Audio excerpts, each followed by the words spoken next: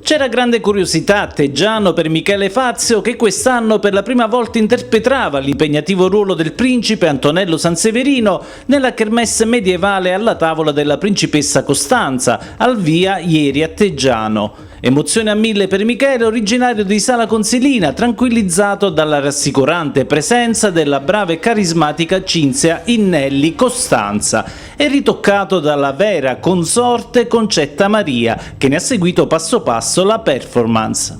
Allora Costanza, com'è questo principe quest'anno? È un principe eccezionale, all'altezza del ruolo.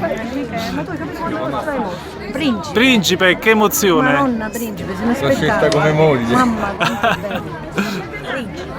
Dunque esordio della nuova coppia regina della kermesse sicuramente più che positivo, anche se la pioggia ha imperversato per quasi tutta la giornata di martedì, impedendo il regolare svolgimento del corteo e costringendo il presidente della Proloco Teggiano Enrico Amelio e il regista Massimo Cinque a qualche modifica sul programma.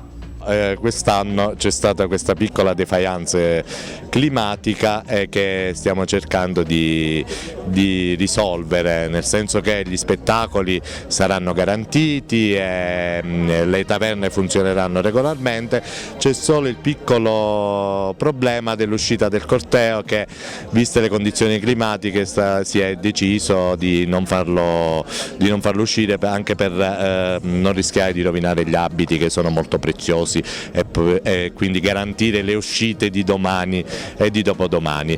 C'è questa piccola problematica stasera, naturalmente ripeto, cercheremo di garantire tutto ciò che è stato possibile negli anni scorsi con qualche piccola variazione, ma sono sicuro che anche questa serata, se il tempo continuerà ad essere clemente come in questo momento, darà buoni risultati. E poi sicuramente ci auguriamo che le serate successive saranno il trionfo e la conferma di persone, così come è sempre per questa manifestazione.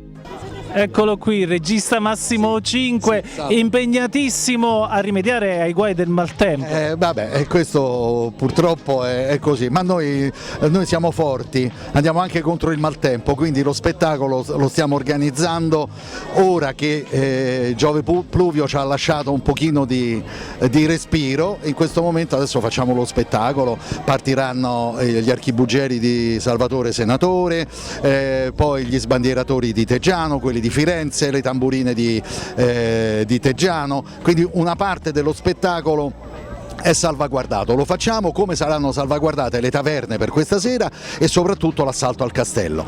Certo, un po' Giove Pluvio ci deve venire incontro, per favore, dai, a mezzanotte non piovere, ci occorre soltanto 40 minuti, per favore, grazie.